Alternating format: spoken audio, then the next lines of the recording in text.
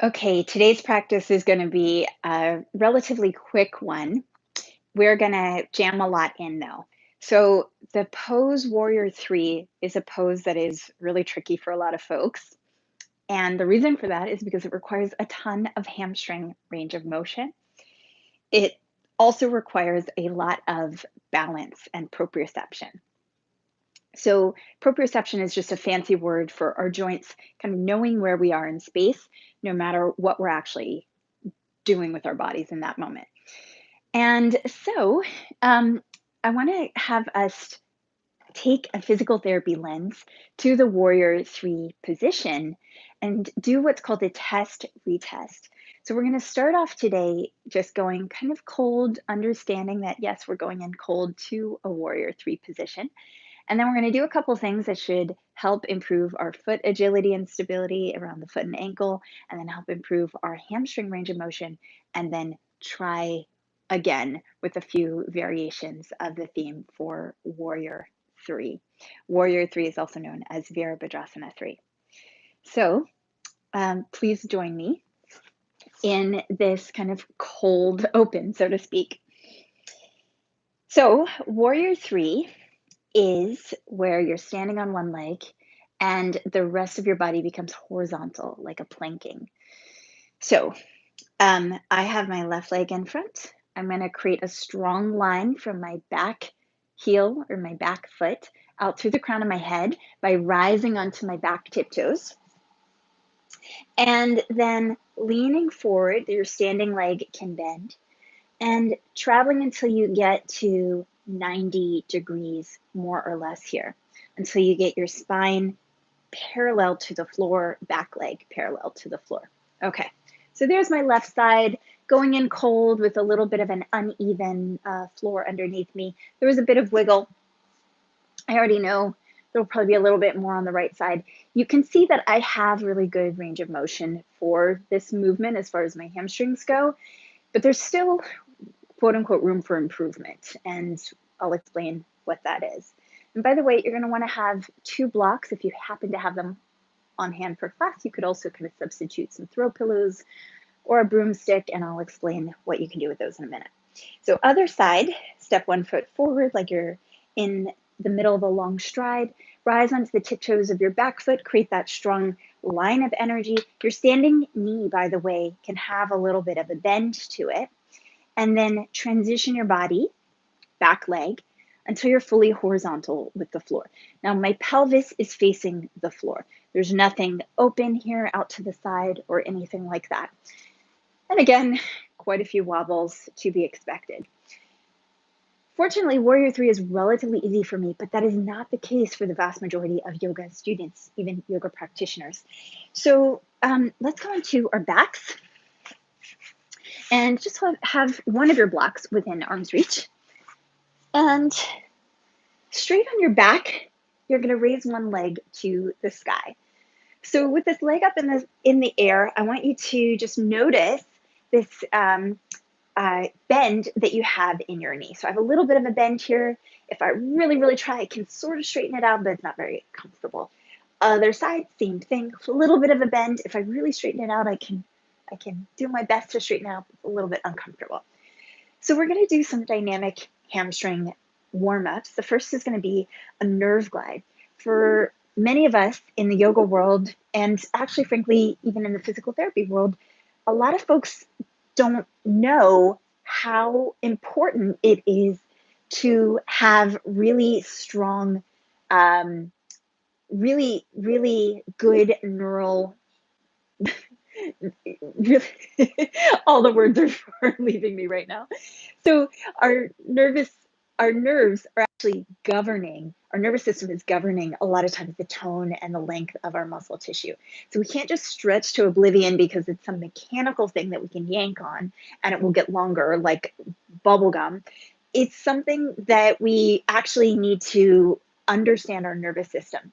And one of the things that's been really revolutionary for me in the last 5 years or so of my physical therapy practice is neural tension. So neural tension is this idea that when you bring a nerve to its fullest position of tension, like on both ends, that it can get a little bit irritated, and it can provoke symptoms that you may not even have known were symptoms, right?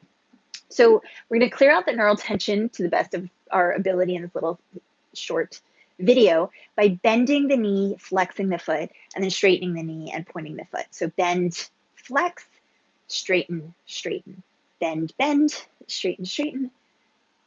And as you bend and straighten, let your knee go a little further out to the side. Maybe let your knee cross your body a little bit. Doesn't matter which leg you start with. If it's more comfortable, you can also have your other knee bent and foot flat to the floor. Okay, so let's go ahead and switch sides. So that was a very gentle sciatic nerve glide on that side. And then bend, bend, straighten, straighten, other side. Let your knee travel to a couple different directions as you do this. And the secret is you bend and you bend at the same time, and you point and straighten at the same time. Go ahead and lengthen one leg out, other leg up to the sky, and notice if it made a difference. So you can see, hopefully, that I already feel a fair bit looser. And check the second leg, and a fair bit looser. So that surprises a lot of folks. In the yoga world, people are coming to the practice with this mindset of stretching. The next thing we're going to do is just kind of strengthen the opposite. From lying on your back, draw your front hip points up, lengthen one leg out, and go ahead and lift that leg as straight as it can be and lower. Think of this as a core exercise. You're really keeping the front of your pelvis connected to your ribs. And so this is going to create more stability centrally in your trunk and let your hip really be free to move, especially to move into that 90 degrees or beyond of flexion. And that's because we're allowing the pelvis to move at the same time as the leg and as the hip moves. So go ahead and set that foot flat to the floor. Other leg straightens out, and rise and lower. Rise and lower. 3. Think of this as core work, right? We're keeping the low back rooted to the ground. Front hip points connected to the lowest ribs. 1 or 2 more. And then go ahead and set that foot flat. Okay, so we have strengthened the opposite. So we're lengthening the hamstrings, we strengthened a little bit in the quads and that. We also, I think, because lifting that back leg in Warrior 3 just takes a lot of glute strength, we got to get into the glutes. And so I'm going to give you a few different options. The first should be, relatively speaking, the easiest. Place your block or maybe a stack of books under your feet. Start with that posterior pelvic tilt, front hip points rolling up towards your rib cage, and then rise up until you feel like you're in a straight line from the shoulders to the knees. So I feel my glutes quite a bit here, and then lower down. Rise up and lower, up and lower. And if you're feeling your glutes, great. If you want to turn it up a notch, go ahead and lift one leg towards your chest. We'll just do 5 on each side, single leg bridges. If you're feeling this in your low back, try not to go so high. Let's take it to the other side. And if you need something just a notch down from foot on the block, it's probably just a little bit easier with your foot to the floor. These single leg bridges just happen to be nice and hard no matter what, but the foot on the block makes you go through a bigger range of motion. So it's a little bit more challenging. So other side, let's get 5 of these. You want to keep your standing leg nice and straight as you go up. Pelvis nice and level with the ground. I don't know if that was 4 or 5, so I'll do 1 extra and then lower. And then stretch everything out. I've got 1 more ground movement for us. So with your block again, or your stack of books, or you could even use a foam roller if you happen to own one, you're going to prop the lower third of your calves, the back of your heels basically, on the block. You may have to adjust for your own body proportions because we're going to press through both legs and lift the glutes off the floor. Lower down, press through both legs, lift the glutes off the floor. and lower down. And then here's the crazy thing. You can even experiment with this last action that really takes the muscular component of warrior three pose solidly into your glutes. So lift up maybe 1 foot flat to the floor, one leg's really straight and rooting, and you feel your buttocks off the floor. And then if you can hold it here, maybe take that other foot off the floor. Maybe. You might just de-weight that other foot too. Come onto the tiptoes. I don't want anybody getting cramps or injuring themselves. Let's take it to the other side. And you're going to start with 1 foot flat to the floor, one leg straight, and do that straight single leg bridge. Buttocks off the floor. Maybe come onto your tiptoes. Maybe float the other leg off.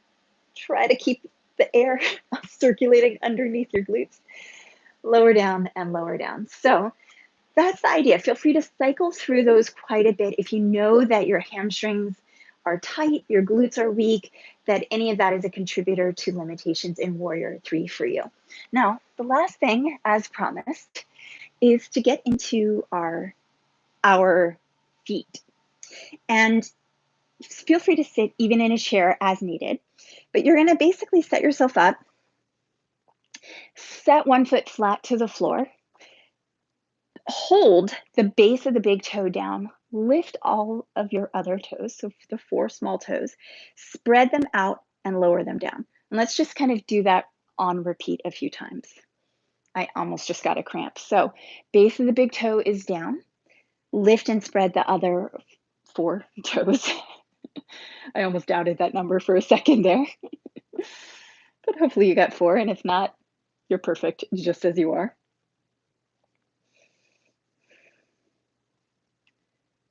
So last couple of repetitions. And then we are going to really lift all 5 toes. Hopefully there's 5 of them. Spread them out, lower them down, kind of capture the ground, and see if you can almost curl the toes into the yoga mat, activating the muscles intrinsic to the feet and watching your arch potentially lift up a little bit higher. Do not let the base of the toes leave the floor. This is really essential. So the first thing we did was the toe lift. The second thing we did was all 5 toes lifting, spreading. The third thing we're doing is actually gripping the floor, kind of like you're making a claw shape with your hands, but do not let the base of the toes leave the ground. Let's do the same thing on the other side. And the first thing is hold the base of the big toe down and lift, spread, and lower the other toes. It's funny how that first one the big toe wants to get involved, right?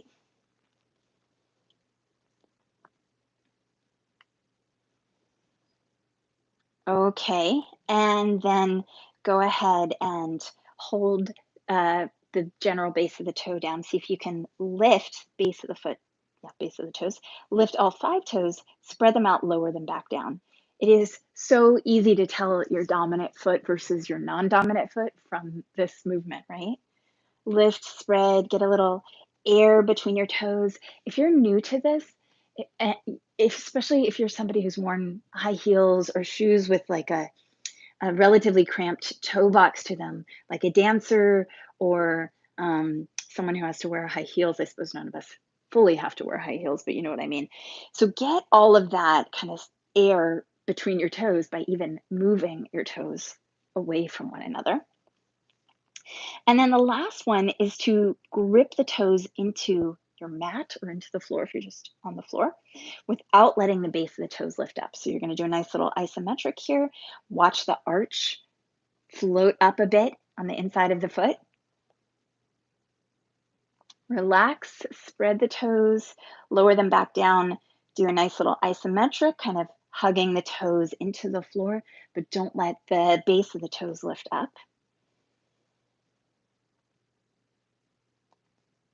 All right, and let's go ahead and see what we can do with our new hamstring length and our new foot intrinsic capacity. So I'm just stretching both legs out in front of me, sitting in Dandasana to get a sense of whether my hamstrings are still happy enough to jump into warrior three again.